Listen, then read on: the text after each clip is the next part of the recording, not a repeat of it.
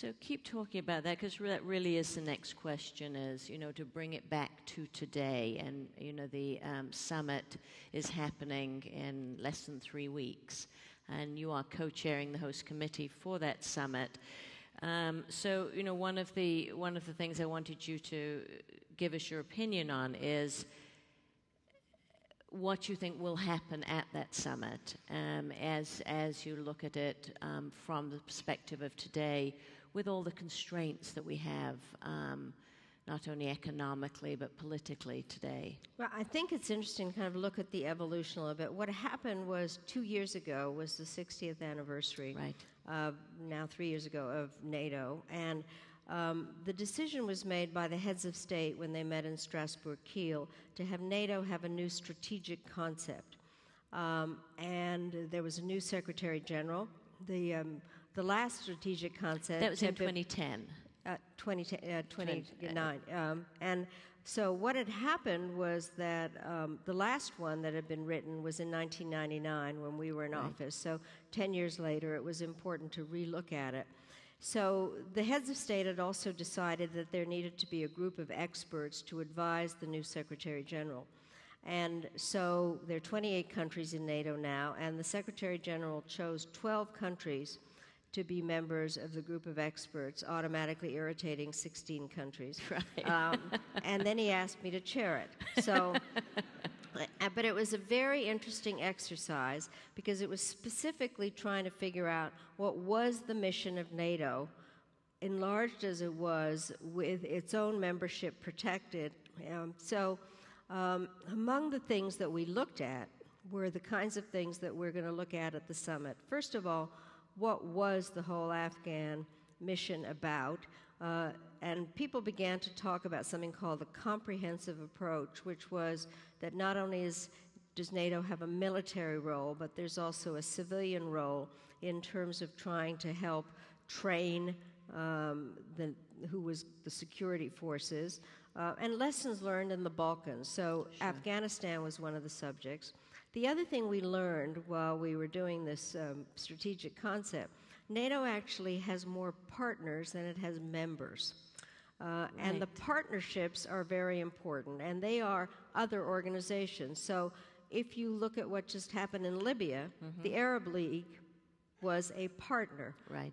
The African Union is a partner. There are various the Organization of Islamic Countries, any kind of organization. And the only way I could visualize it was kind of like a Lego set that you could plug in various. That's great. So one of the things so they're going to talk about Afghanistan, which is even more kind of specific given what the president just did in Afghanistan with President Karzai to talk about what the next steps were going to be, and then how the partnerships work, which is a very important part. And then the third part, which we also talked about, is what are the defense capabilities of NATO, and to what extent, how does it operate against the proliferation of nuclear weapons, specifically Iran.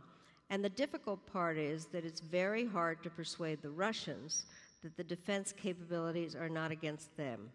Do they just not believe you? They don't believe it. And we spent time there when we were there with the strategic concept, and they see NATO expansion as a military threat to them. Sure. And the truth is that it is not. It is definitely not trying to do that. I've been in enough meetings I mean, it's just factually clear. But the bottom line is that there are new missions for NATO, and the thing to remember is that NATO continues to be the most powerful military alliance. And you look at something like Libya, and you try to figure out, terrible, and it does link to issues we were talking about World War II. One of the things about World War II, one could say, I wouldn't, but they could say that people didn't know what was going on. We now know everything that is going on everywhere. Right. And so a new concept has arisen internationally, which is if the leader of a country is not only not protecting his population, but is calling them rats and cockroaches and killing them, then the international community has a responsibility to protect. But the question is who carries it out? who carries out that responsibility. And as of this time, NATO is the most organized and powerful tool to do that, which is what happened in Libya. Well, we only have a few minutes before we go to Q&A, but of course that brings up then Syria. So, if NATO did Libya, why not Syria? Well, that responsibility to protect. I have to say, I know this is always a facile answer, but basically no two situations are exactly alike. And you have to figure out what in fact is doable. Now, I teach at Georgetown, and I say to my students that foreign policy is just trying to get some country to do what you want. That's all it is. So what are the tools? Right. And I teach a course called the National Security Toolbox. And the truth is there are not a lot of tools in that toolbox. There's diplomacy, bilateral and multilateral. There are the economic tools, which are carrots, which are like trade and aid, and sticks, which are sanctions and embargoes. Then the threat of the use of force, law enforcement, and intelligence. That's it. So what is interesting from an academic and political sciencey point of view is to look at what's going on. And we are actually going through the toolbox.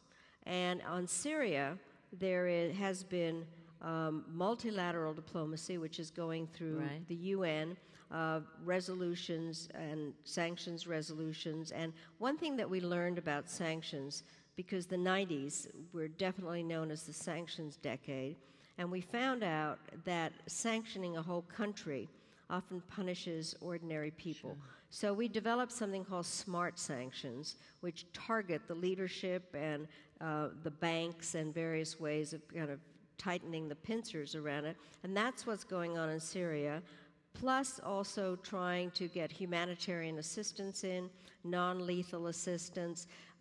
There's discussion about safe area, refugee corridors, and there's a whole discussion about what to do, never taking anything off the table. And so I think Syria is much more complicated than Libya. It could explode outwards in terms of and of course the we've neighborhood. Seen it's already spilling over into Turkey. So, and exactly, Turkey and the role that it's playing. Right. So.